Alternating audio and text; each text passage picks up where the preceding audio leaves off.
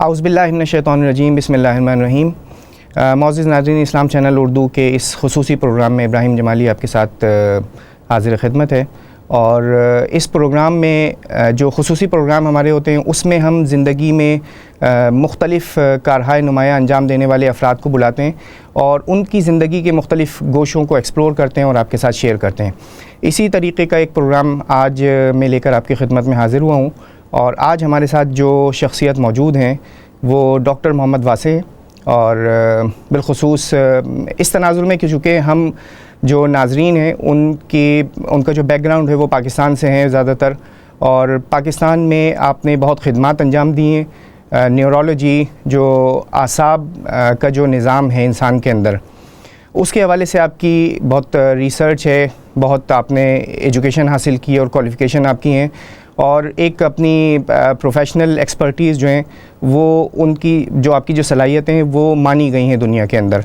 तो डॉक्टर मोहम्मद वासे साहब ना सिर्फ न्यूरोलॉजी बल्कि सियासी और समाजी मैदान के अंदर भी खासे हमें मुतहर्रिक नज़र आते हैं। डॉक्टर साहब अस्सलाम वालेकुम रहमतुल्लाहि व बरकातुहू। आप खैरियत से ठीक ठाक? अल्हम्दुलिल्लाह, बिल्कुल।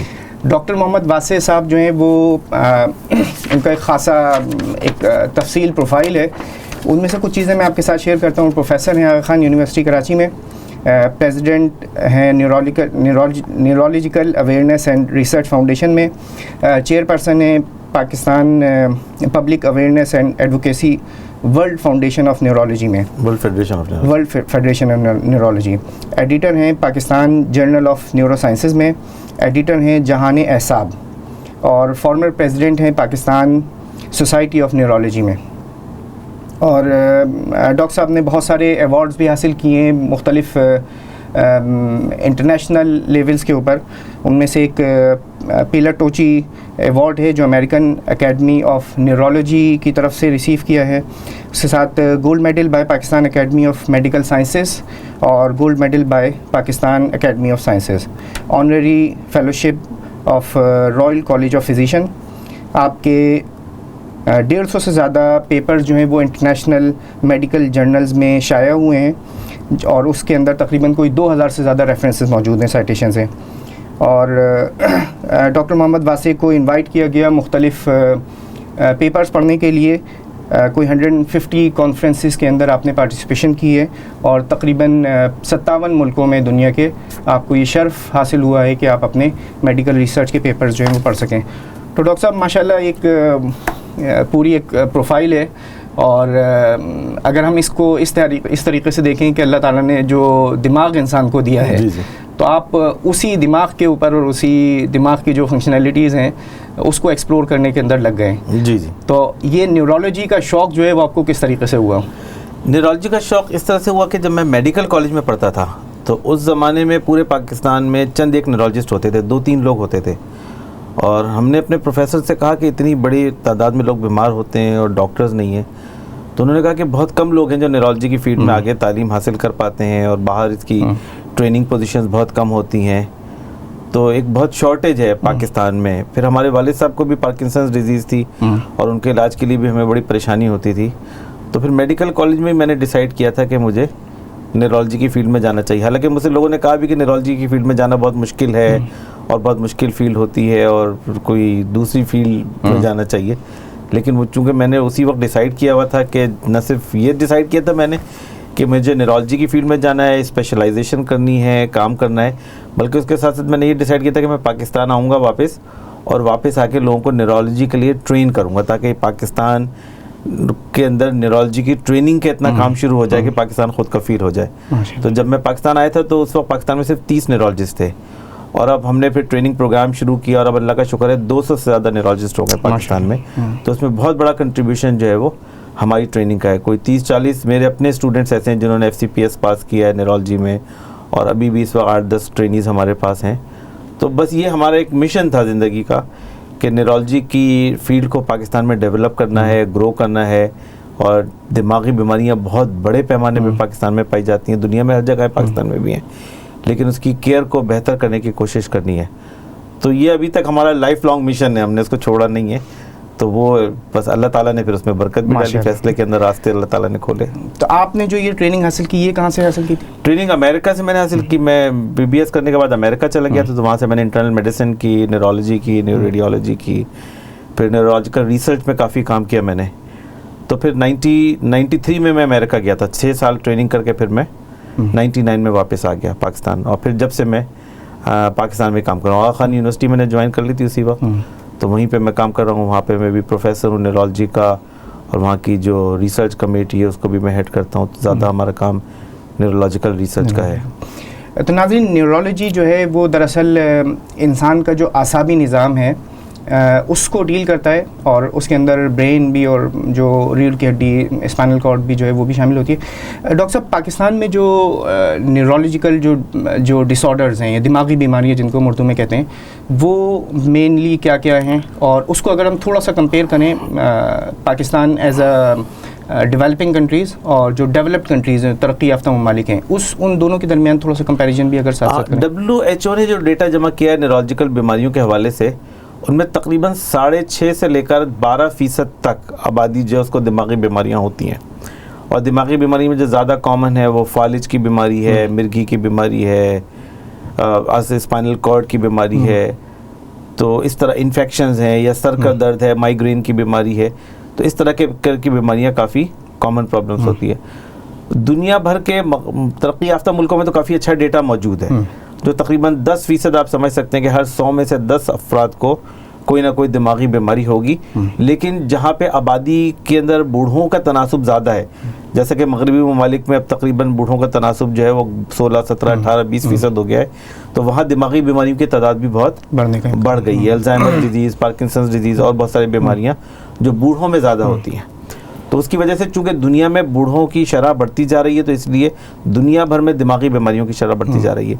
पाकिस्तान में हमारे पास बिल्कुल ऑथेंटिक डेटा नहीं है कि हम बता सकें, लेकिन हमारा अंदाज़ा है कि तकरीबन 6, 7, 8% लोग ऐसे हैं पाकिस्तान में जिनको दिमागी बीमारियां मौजूद हैं, जो हमारे यहाँ थोड़ा डिफरेंट है बकिया दुनिया के मुल्कों से। जैसे हमारे यहाँ दिमाग का TB बहुत कॉमन प्रॉब्लम है, जो दुनिया के मगरबी ममालिक में, जैसे UK में शायद साल में 2-4 केसेस होते होंगे, हमारे यहाँ हज़ारों केसेस ऐसे होते हैं। या दिमाग का गर्दन तोड़ बुखार पाकिस्तान में भी बहुत कॉमन प्रॉब्लम है। सेरेब्रल मलेरिया काफ़ी कॉमन प्रॉब्लम है। बकिया और बीमारियां भी पाकिस्तान में बहुत कॉमन है, जैसे फालिज की बीमारी है, जो मगरबी ममालिक में इस वक्त तकरीबन शरह ये है कि हर 1000 में से कोई 100-150 लोग हैं जिनको फालिज की बीमारी होती है। पाकिस्तान में तकरीबन इस वक्त बड़े पैमाने पे जो है ना फालिज की बीमारी, अंदाज़ा ये है कि तकरीबन पाकिस्तान में 400 अफराद को रोज़ाना, 1000 अफराद को रोज़ाना फालिज होता है पाकिस्तान की आबादी में से, और जिनमें से 400 अफराद मर जाते हैं। तो पाकिस्तान में न सिर्फ फालिज की बीमारी बहुत है, बल्कि उसकी जो मोर्टेलिटी है वो भी बहुत हाई है।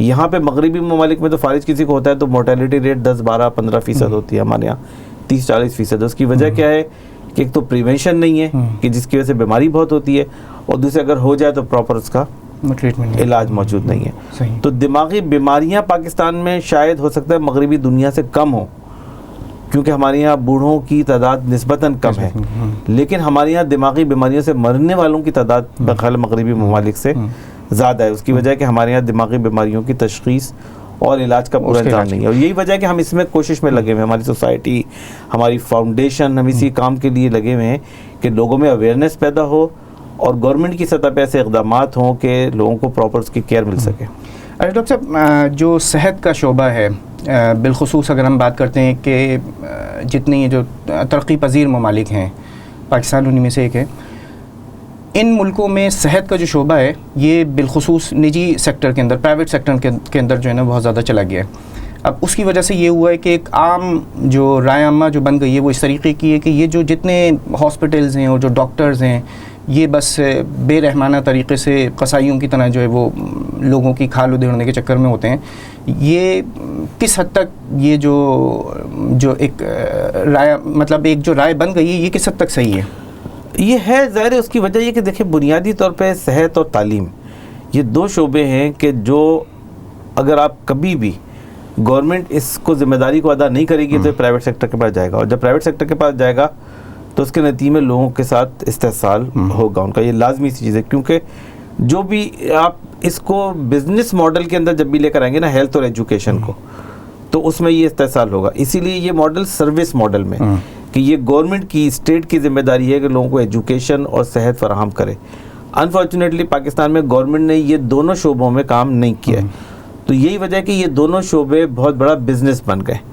तो एजुकेशन भी एक बहुत बड़ा बिजनेस है पाकिस्तान में, लोगों ने ज़ाहिर तालीमी इदारे खोले, अच्छा इसलिए कि लोग मजबूर हैं अपने बच्चों को तालीम दिलाने के लिए। इसी तरह लोग सेहत के इलाज के लिए भी मजबूर है।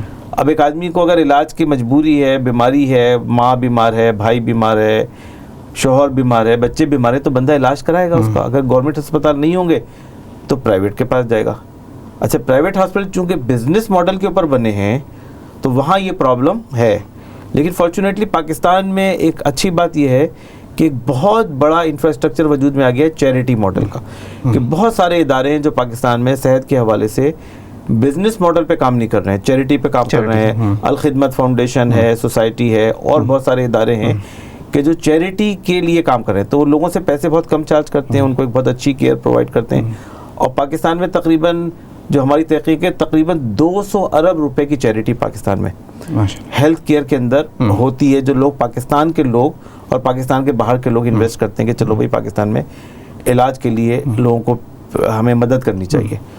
तो गवर्नमेंट पाकिस्तान में सूबाई वफाकी हुकूमत मिला के जो सेहत पे खर्च करती होगी वो मेरे ख्याल है 160-170 अरब रुपए खर्च करती है, जबकि जो चैरिटी ऑर्गेनाइजेशन है ये तकरीबन पाकिस्तान में सेहत पे 200 अरब रुपए खर्च करती है, और तकरीबन 700-800 अरब रुपए लोग आउट ऑफ पॉकेट खर्च करते हैं। तो ये ज़ाहिर है अभी भी सबसे बड़ा खर्चा है।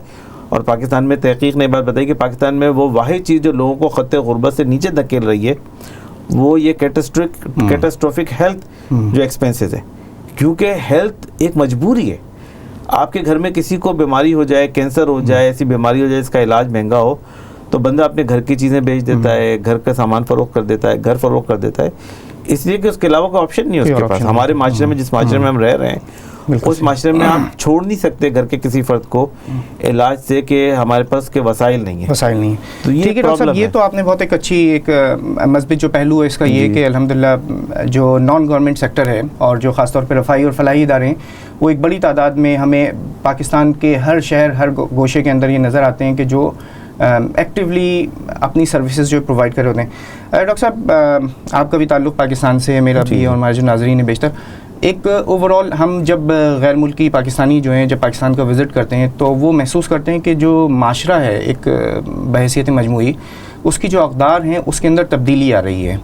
और अभी गुज़िश्ता दहाई के अंदर हमने ये देखा कि ओल्ड होम्स जो हैं वो भी खुलने शुरू हुए हैं। उसके साथ जो लोगों का एक अपना तासुर है कि तलाक़ की शरह के अंदर थोड़ा इजाफा हुआ है।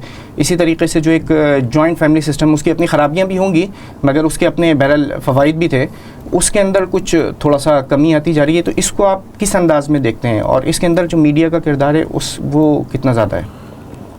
मगरबी तहजीब के ज़रिए एक तो अर्बनाइजेशन हो रही है। पहले पाकिस्तान में अर्बन था 25% और रूरल था 75%। अब अर्बन हो गया 40%, रूरल हो गया 60%, और ये चेंज हो रहा है। तो कुछ चीज़ें तो अर्बनाइजेशन की वजह से होती हैं जो एक नेचुरल एक फिनोमिनन है। दूसरा ज़ाहिर मगरबी तहजीब बहरहाल एक गालिब तहजीब है, उसके अपने असरात हैं। तीसरी बात यह है कि एक बहुत बड़ी पाकिस्तानियों की तादाद मुल्क से बाहर गई है। वो ज़ाहिर दुनिया के जिस माशरे में रह रहे होते हैं उसके भी कुछ ना कुछ असरात होते हैं। पाकिस्तान के अंदर अभी हाल ही में कुछ किसी ने बताया कि 1 करोड़ से ज़्यादा पाकिस्तानी इस वक्त पाकिस्तान के बाहर हैं, जो पाकिस्तान के बाहर जॉब कर रहे हैं, काम कर रहे हैं, पढ़ रहे हैं। दुनिया के कोई 50-60 मुल्कों में ये लोग हैं। तो इन तमाम चीज़ों के मुश्तरका असरात हैं कि जिसके बहरहाल असरात आपको माशरे के ऊपर नज़र आते हैं। लेकिन साथ साथ उसके ये है कि हमारे माशरे में बहरहाल एक बड़ी हद तक एक इक़दार सेफ भी होती हैं बहुत बड़े पैमाने पे, और बाज़ मौक़े ऐसे होते हैं जिसमें आपको लगता है कि यार ये बिल्कुल ही बहुत ही यानी मजहबी किस्म का माशरा है। जैसे अगर रमज़ान का महीना आ जाए, हज़ारों लोग एतकाफ़ में बैठते हैं, तरावियाँ पढ़ते होते हैं और बिल्कुल माशरे का कलर चेंज होता है। नौजवान उनमें बहुत बड़ी तादाद। इसी तरह भी कुर्बानी भी गुजरी है। तो अगर आप कराची में गुजर जाएँ तो कराची में कोई 6-7 लाख जानवर कुर्बान होता है। तो हर गली महल्ले में आपको इतने बड़े पैमाने पर कुर्बानी नज़र आती है।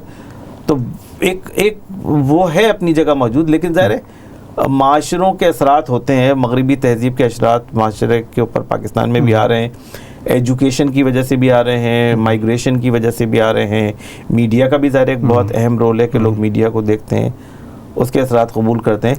मगर जैसे उसके बावजूद पाकिस्तानी माशरे के बारे में मेरी राय बहुत मस्बत है। मेरी राय ये है कि बहरहाल एक बहुत मजबूत माशरा है, बहुत स्ट्रॉन्ग फैमिली वैल्यूज़ हैं। यानी अभी भी हमारे माशरे में वालदैन का जो एहतराम है, बूढ़ों का जो बुज़ुर्गों का एहतराम है, मैंने दुनिया के बहुत जगहों पे मैं गया हूँ, वो मैंने कहीं नहीं देखा जितना अपने माशरे के अंदर देखा है।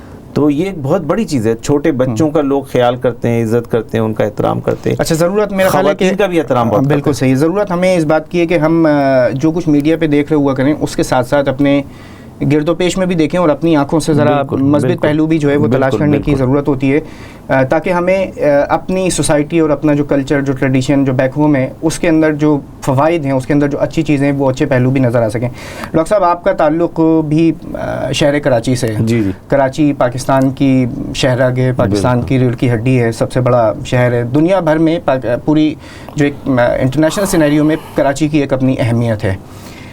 अच्छा, अब हम ये देखते हैं कि गुज़िश्ता चंद माह से कराची के अंदर जो एक तब्दीली आई है, और बिलखुसूस आखिरी के जो गुज़रने वाले जो चंद हफ़्ते हैं, उसके अंदर एक जो जिसको हम कहें अफसोसनाक जो कुछ वाक़यात हुए हैं, जिसके अंदर कराची शहर के एक स्टेक होल्डर पार्टी मुत्तहिदा कौमी मूवमेंट और उसके कुछ ज़िम्मेदारान ने, रहनुमाओं ने पाकिस्तान मुखालिफ बातें की हैं और पाकिस्तान तोड़ने के हवाले से भी बातचीत की गई हैं।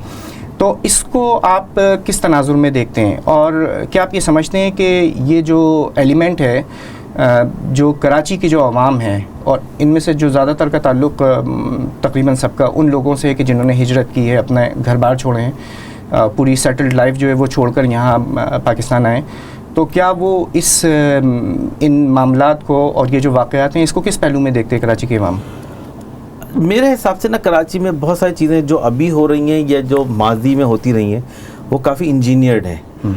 और ज़ाहिर मेरे हिसाब से चूँकि कराची पूरी मुस्लिम दुनिया का एक बहुत बड़ा शहर है, शायद दुनिया का मुसलमानों का सबसे बड़ा शहर होगा या दूसरा बड़ा शहर होगा, और इस शहर को मुझे तो एहसास ये कि शायद इसको बहुत कमज़ोर किया गया है, फाइनेंशियली भी, कल्चरली भी। कराची के लोग बहुत बड़ी तादाद में बाहर हैं, दुनिया के अंदर है, और कराची इस वक्त काफ़ी डेजर्टेड किस्म का शहर है। यानी अपने मसाइल के लिहाज से, पानी का मसला हो, ट्रांसपोर्ट का मसला हो, सफाई का मसला हो, और ये मसले बरसों से चले आ रहे हैं। तो मेरे हिसाब से जो कराची का पॉलिटिकल मसला है, वो तो मुझे लगता है कि शायद पिछले बहुत बरसों से एक इस्टेब्लिशमेंट का एक पैदा करदा मसला था, जिसको शायद इस्टेब्लिशमेंट खुद ही हल करने की या डील करने की कोशिश कर रही है। लेकिन अहम चीज़ ये कि पिछले 10, 15, 20 सालों में जो कराची का जो पोजीशन होनी चाहिए थी, या कराची को जो एक इंटरनेशनल मुकाम हासिल होना चाहिए था, वो नहीं हासिल हुआ, बल्कि बहुत नेगेटिव पिक्चर है जो कराची की इस वक्त पूरी दुनिया में। कराची में एक्चुअली पोटेंशियल ऐसा है कि कराची जो है सियोल, टोक्यो, शंघाई, इन जैसे शहरों का मुकाबला कर सकता है अपने टैलेंट के लिहाज से। और जो यूथ है हमारे पास कराची के अंदर, तकरीबन दुनिया की शायद सबसे बड़ा ऐसा शहर है कि जिसमें सबसे ज़्यादा नौजवान बसते होंगे। 70-75% लिटरेसी रेट है कराची का, और न सिर्फ फाइनेंशियली बल्कि डोनेशन के लिहाज से भी। लोग ये कहते हैं कि अगर पाकिस्तान में 200 अरब रुपए की चैरिटी होती है, तो उनमें से 200 अरब रुपए की चैरिटी में से 100-150 अरब रुपए की चैरिटी कराची से जनरेट होती है। तो ये कराची का एक्चुअल जो है ना, वो कलर है। तो इस वक्त मेरे ख्याल में जो सबसे ज़्यादा ज़रूरत इस बात की है, वो ये है कि जो लोग पाकिस्तान से मोहब्बत करते हैं, या जो समझते हैं कि पाकिस्तान को दुनिया में आगे आना चाहिए, तरक्की करनी चाहिए, वो तरक्की अगर हम पाकिस्तान को आगे लेके आना चाहते हैं, तो कराची को माइनस करके कोई तरक्की पाकिस्तान के अंदर ऐसी नहीं हो सकती जो दुनिया में हमें कहीं ले जा सके। तो हम ये समझते हैं कि अगर हम वाकई पाकिस्तान को दुनिया का एक तरक्की याफ्ता मुल्क बनाना चाहते हैं, और हम चाहते हैं कि कराची का एक न सिर्फ पाकिस्तान का दुनिया में कोई मुकाम हो, तो उसका जो सबसे एक बुनियादी शर्त है उसकी, या स्टार्टिंग पॉइंट है, वो ये कि आप कराची के हालात को बेहतर करें। कराची के law and order, business, Karachi के अंदर जो एनर्जी क्राइसिस है, पानी और सफाई का, कराची को हम एक डेवलप्ड शहर बना दें और उसको मॉडल बनाएं, तो हम पाकिस्तान में बहुत सारे मॉडल्स क्रिएट कर सकते हैं। तो मेरा अंदाज़ा ये कि जो मसला ये इस्टेब्लिशमेंट का है, असल इशू जो है ना, वो ये नहीं है जो इस वक्त मीडिया पे चल रहा है। असल इशू ये है कि कराची को तबाह किया गया है, और हम सबको मिलकर कराची को रीबिल्ड करना है। और कराची की रीबिल्डिंग के साथ ही पाकिस्तान का मुस्तकबिल वाबस्ता है, न सिर्फ पाकिस्तान का बल्कि मैं समझता हूँ पूरी उम्मत मुस्लिमा का मुस्तकबिल वाबस्ता है। जी डॉक्टर साहब, कराची के हवाले से भी और उसके बाद बाकी पाकिस्तान के हवाले से भी और उसके साथ साथ आपसे जमात इस्लामी के हवाले से भी बातचीत होगी। एक छोटा सा वक्फ़ा ले लेते हैं, उसके बाद दोबारा आपकी खिदमत में हाजिर होंगे। हमारे साथ रहिएगा। अस्सलामु अलैकुम वरहमतुल्लाहि वबरकातुहू।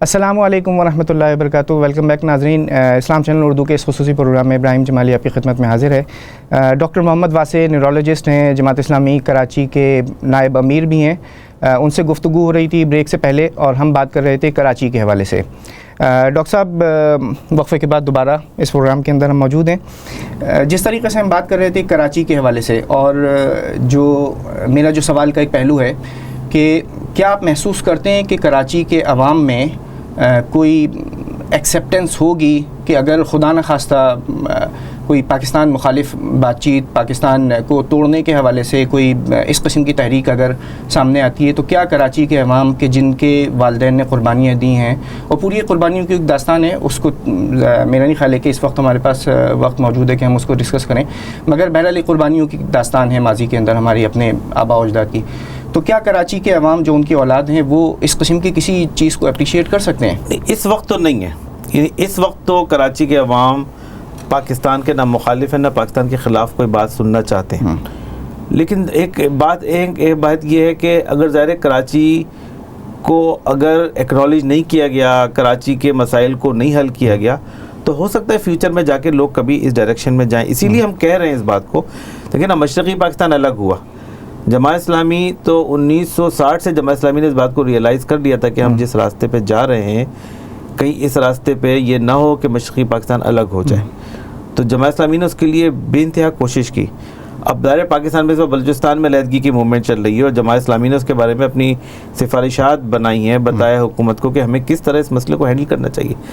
देखिए, अलग कोई होना नहीं चाहता, लेकिन अगर आप ऐसे हालात पैदा कर देंगे लोग मजबूर हो जाएं, तो हमें उन हालात को पैदा नहीं होने देना चाहिए। इस वक्त कराची में कोई ऐसा नहीं है कि जो चाहेगा कि कराची कभी कोई मुल्क से अलग हो या कोई अलग सूबा भी बने। लोग ये भी नहीं चाहते। लोग तो ये चाहते हैं कि इसी सिस्टम में रहते हुए उनके मसाइल हल होने चाहिए और जो भी उनका ड्यू पोजीशन है वो उनको मिलनी चाहिए, और वही मेरा ख्याल हल है।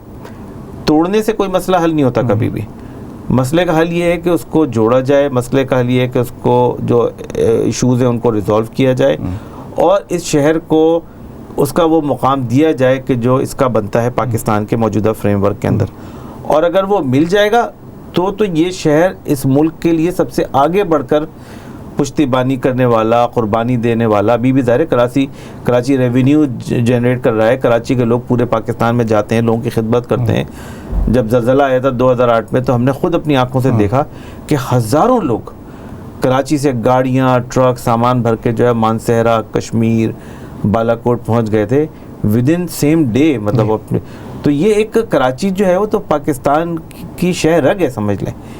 तो उस शह रग को प्रिवेंट करना, उसको अपने साथ रखना, ये बहरहाल हमारी हुकूमत की और जो इक़्तिदार में लोग हैं उनकी ज़िम्मेदारी है। लेकिन हम ये नहीं चाहते कि कभी ऐसे हालात पैदा हों कि कराची के लोग कभी इस तरफ सोचें भी। तो उसके लिए हल ये है कि इस कराची को सही नुमाइंदगी दी जाए और इस कराची के मसाइल को हल किया जाए। अच्छा, आपके ख़्याल में जो कराची के जो मसाइल हैं और कराची को बहुत ज़्यादा डिस्कस भी इसलिए किया जाता है क्योंकि पाकिस्तान में कराची की सबसे एक अपनी जिस तरीके से दिल की हैसियत होती है, कराची जो है पाकिस्तान का क़ल्ब है। कराची के जो मसाइल हैं उनकी ज़िम्मेदारी किसके ऊपर आयद होती है? ये मतलब आया ये कि ये जो सियासी क़यादतें नहीं हैं हमारी, या फ़ौजी हुकूमतें नहीं हैं, इस्टेब्लिशमेंट है, या ये कि सियासी क़यादतों के साथ मजहबी जमातें भी हैं, उनका भी एक रोल रहा है कराची के अंदर, या इसकी ज़िम्मेदारी हम किसी गैर मुल्की ज़राए के ऊपर डाल दें? मतलब आप है जो शहर के अंदर मौजूद है। और मैं ये इस तनाज़ुर में भी बात करना चाहता हूँ कि अभी गुज़िश्ता चंद महीनों में ही कराची जाना हुआ, वहाँ रहा, और जिस तरीके से एक तो बहुत मस्बित पहलू ये देखा कि 14 अगस्त के दिन जितनी सेलिब्रेशन मैंने इस साल देखी होगी, मेरा ख्याल है कि शायद इतना जोशो खरोश नहीं था। हर कोई जो है वो सड़क के ऊपर था, रोड के ऊपर था, वतन से मोहब्बत का इजहार कर रहा था।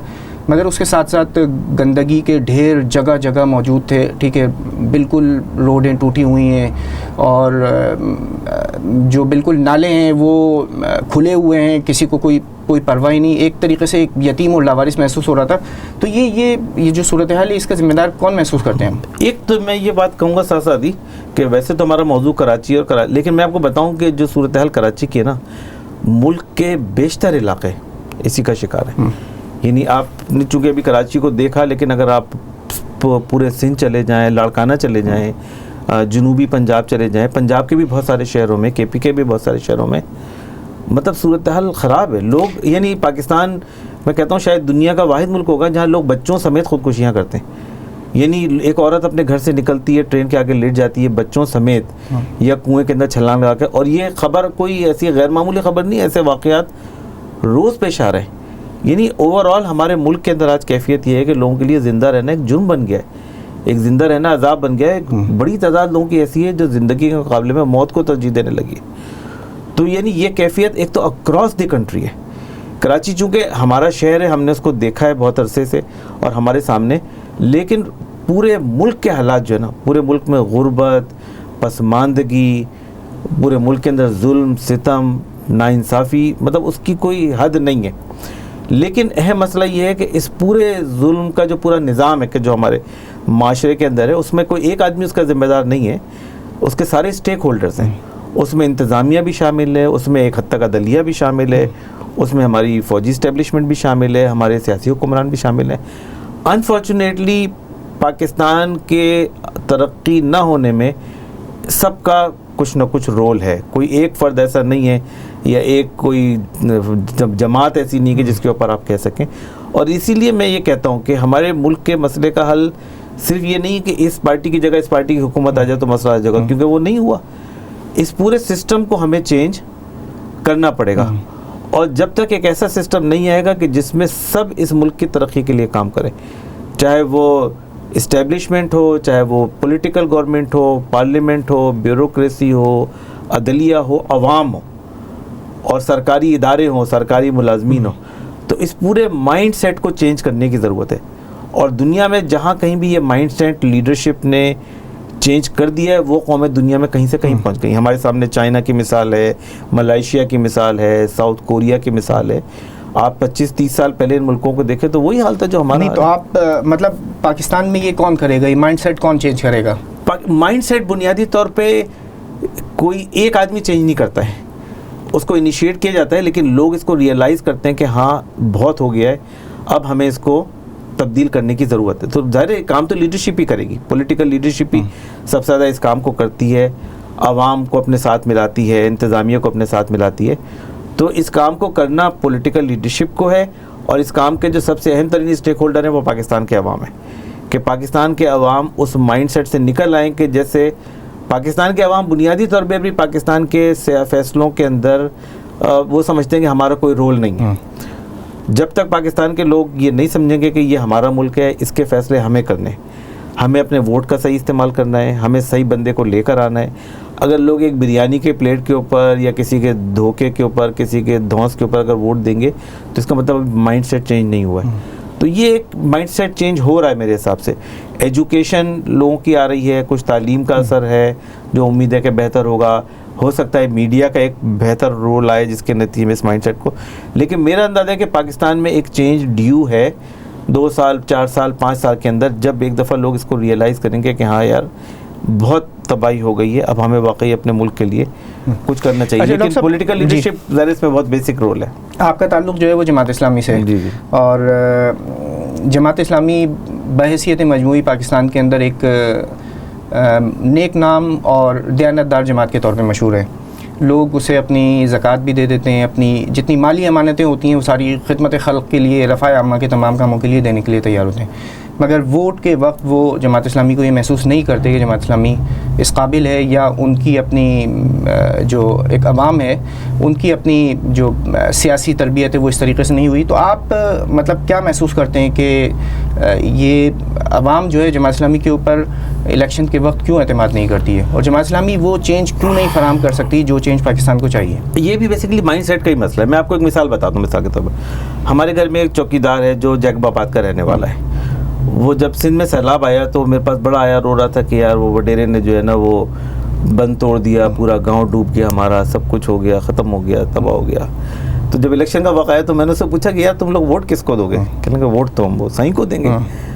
तो मैंने कहा यार उसी ने तो तुम्हारा बंद तोड़ा था। और कहने लगे यार हमारे पास कोई ऑप्शन ही नहीं है, तो हमारे पास तो कोई ऑप्शन ही नहीं है, बस हम तो साईं है बस एक जिसको हम वोट दे सकते हैं। तो ये क्या है, माइंड सेट है।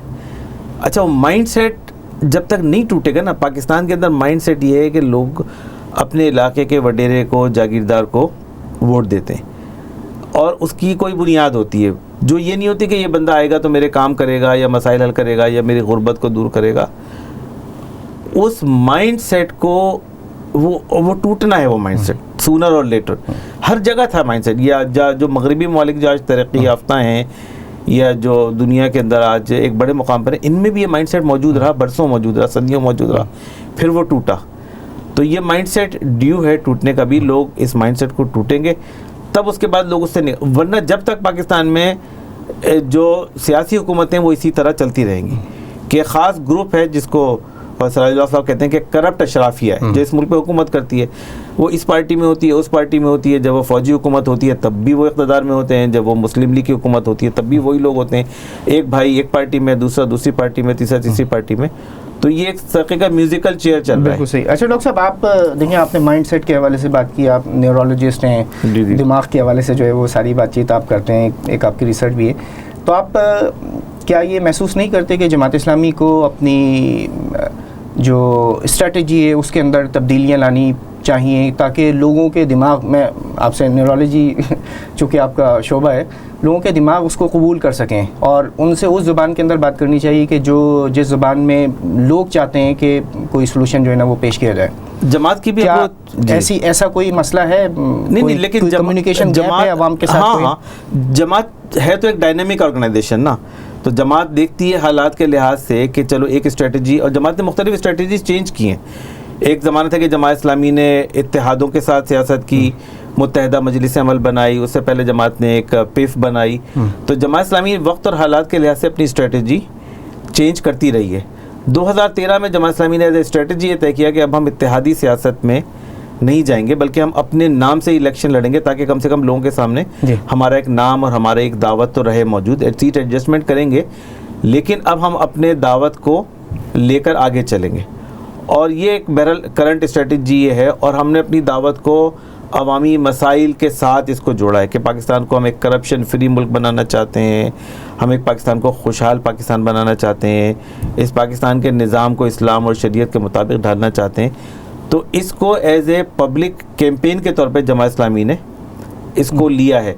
लेकिन ज़ाहिर है ये कोई 1-2 साल का काम नहीं है। पाकिस्तान के अंदर 17-18 करोड़ अवाम तक पहुँचना और उनके माइंडसेट को चेंज करना और उनके अंदर इस बात का यकीन पैदा करना कि वो इस से निकल सकते हैं, ये ग़ुलामी के अंदर है, ज़हनी ग़ुलामी के अंदर है ना, उससे निकल सकते हैं वो।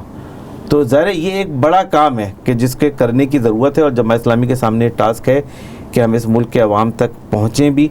और ज़ाहिर है मुल्क में एक बहुत बड़ी तादाद है कि जो ख़वातीन की है, तो इसलिए ख़वातीन को हमने ख़ास तौर पे टारगेट किया है कि ख़वातीन के अंदर अपनी बात को पहुँचाया जाए। इसी तरह पाकिस्तान में नौजवानों की एक बहुत बड़ी तादाद है, तो इनको हमने टारगेट किया है कि इनको जो है वो अपनी बात पहुँचाई जाए।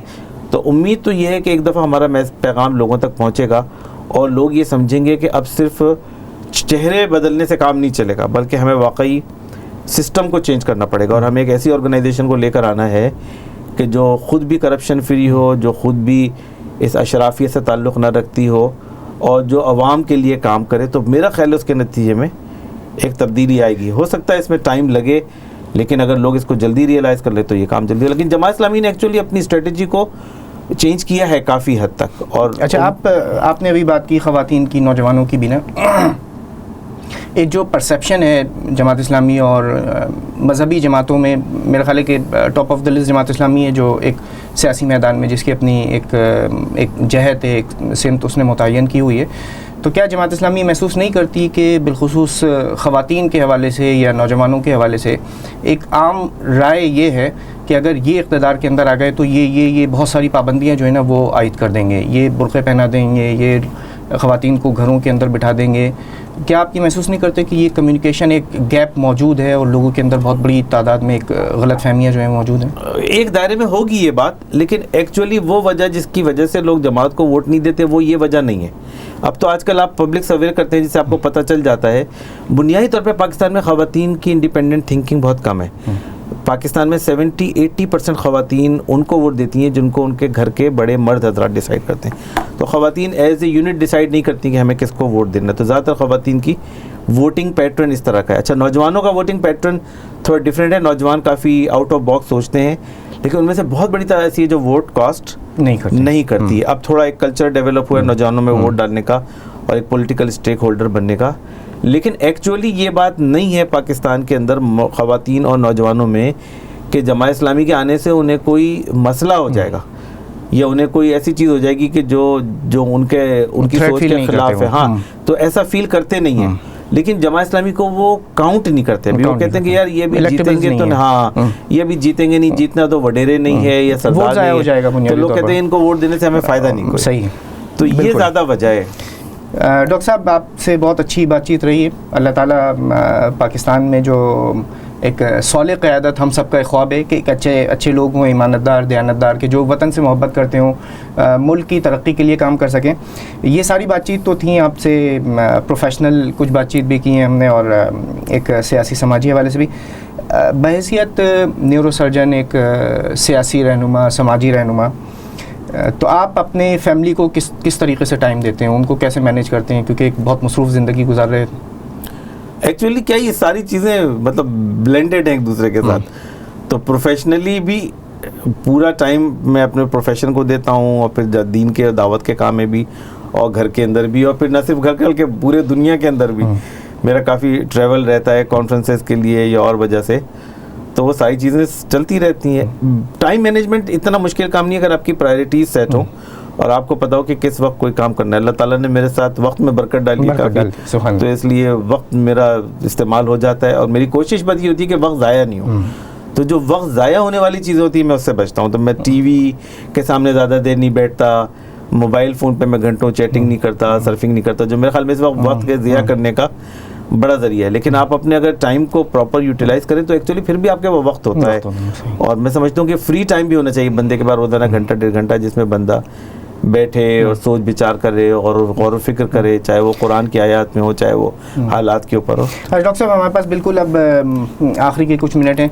आपसे मैं ये जानना चाहूँगा कि आपकी ज़िंदगी है हॉस्पिटल्स के अंदर गुजरती है, खिदमत खल्क़ के अंदर, कोई ऐसा वाक़या कि जो नाज़रीन के साथ शेयर करना चाहते हो, जो एक लाइफ चेंजिंग कुछ वाक़यात होते हैं, वो कोई ऐसी कोई मेमोरी आप अपनी शेयर करना चाहें? बहुत, मेरे पास तो बहुत सारे, लेकिन एक पेशेंट ऐसी है कि जिसको मैंने अपनी ज़िंदगी के लिए एक बड़ा मीनार नूर की तरह का समझा हुआ है। मैं बहुत पहले की बात है, मैं जब ट्रेनिंग कर रहा था तो मैं कॉन्फ्रेंस में गया, वो एक पेशेंट थी, वो यंग सी लड़की थी, कोई मेरा ख्याल है 20-25 साल की लड़की थी। उसको फालिज हो गया था और वो ऐसा फालिज था कि वो आँखों से नीचे पूरी उसकी बॉडी पैरालाइज थी और वो सिर्फ एक काम कर सकती थी, वो सिर्फ आंखें झपक सकती थी बस, और कुछ नहीं कर सकती थी। और वो कॉन्फ्रेंस में आई हुई थी और उसने एक किताब भी लिखी हुई थी जो कि 1 मिलियन से ज़्यादा जिसकी किताब की कॉपियाँ फ़रोख्त हो चुकी थी, और वो किताब उसने खुद लिखवाई थी। तो एक्चुअली वो उसकी लाइफ स्टोरी के ऊपर थी और वो बड़ी ज़बरदस्त लाइफ स्टोरी है। यानी उसको 16 साल की उम्र में उसको फालिज हुआ, आंखों से नीचे पैरालाइज थी, वो सिर्फ आंखें झपका सकती थी, और उसने और उसकी फैमिली ने सिर्फ आंखें झपकने से उससे कम्युनिकेट करना सीखा। वो उसके सामने ABCD के लेटर्स लेके आते थे, अब उसको जो वर्ड भी बनाना होता था वो उस लेटर पे आंख झपकाती थी तो वो वर्ड बन जाता था। इस तरह करके उसने पूरी किताब लिखी लॉक्ड इन के नाम से, और वो किताब बहुत पॉपुलर हुई, ज़ाहिर कॉन्फ्रेंसेस में आती थी। तो उसकी किताब का जो पहला सफ़ा है ना, उस पर ये बात उसने लिखी कि देखो, ज़िंदगी में इस बात की कोई अहमियत नहीं है कि तुम्हारे पास क्या नहीं है, इसलिए कि कोई भी ऐसा नहीं है इसके पास सब कुछ है। उसने कहा सारी अहमियत इस बात की है कि आपके पास क्या है और आप उसका क्या बेस्ट इस्तेमाल कर सकते हैं। तो उसने कहा मेरे पास सिर्फ आँखें थी, तो मैंने उसी से कहा चाह कि चलो मैं उसका जितना बेहतर से बेहतर इस्तेमाल कर सकती हूँ तो करूँ। तो ये एक मैसेज है सारी दुनिया में उन लोगों, उसने खुद ये बात लिखी है कि दुनिया में वो लोग कि जो बोल सकते हैं, जो हाथ चला सकते हैं, जो पैर चला सकते हैं, वो इस दुनिया में कितना कंट्रीब्यूट कर सकते हैं, जब एक ऐसी लड़की के जो पूरे जिस्म से माजूर हो कंट्रीब्यूट कर सकती है। तो उसका एक कंट्रीब्यूशन था बहरहाल पूरी दुनिया के लिए। उसने एक मैसेज दिया कि देखो बंदे के पास लिमिटेड वसाइल हो तो भी कितना कंट्रीब्यूट कर सकते हैं। तो ये एक ख़ासतौर पे एक ऐसे मुल्क में जहाँ हम रह रहे हैं, बहुत लिमिटेड वसाइल के साथ काम कर रहे हैं, और जो हमारे मरीज़ होते हैं, जिन लोगों में हम काम कर रहे हैं, और जिस मुल्क में हम काम कर रहे हैं वहाँ लोग महदूद वसाइल के। तो मैं उनको ये कहता हूँ कि देखो महदूद वसाइल की कोई अहमियत नहीं होती, अहमियत है कि आपके पास जो वसाइल है ना आप उसको किस तरह बेस्ट यूटिलाइज कर सकते हैं। ये एक डॉक्टर साहब बहुत बहुत शुक्रिया, वक्त की किल्लत की वजह से हमें इस प्रोग्राम को ख़त्म करना है। आपका बहुत बहुत शुक्रिया कि आपने टाइम निकाला और बहुत अच्छी शुक्रिया कि आपने जो यादें वो भी शेयर की, बहुत अच्छी इन्फॉर्मेशन भी आपके साथ हमने हासिल की। नाज़रीन, जो आज की इस नशिस्त से, इस प्रोग्राम से जो मैंने लर्न किया वो ये कि हमारे पास जो कुछ हासिल है हमें उसके ऊपर अल्लाह का शुक्र अदा करना चाहिए, उसको बेहतरीन तरीके से यूटिलाइज़ करना चाहिए। और यकीनन आपने भी यही मैसेज इस शो से हासिल किया होगा। आपका बहुत बहुत शुक्रिया इस प्रोग्राम को देखने का। इंशाअल्लाह दोबारा आपकी खिदमत में हाज़िर होंगे। इब्राहिम जमाली आपके से इजाज़त तलब चाहता है। अस्सलामु अलैकुम व रहमतुल्लाहि व बरकातुहू।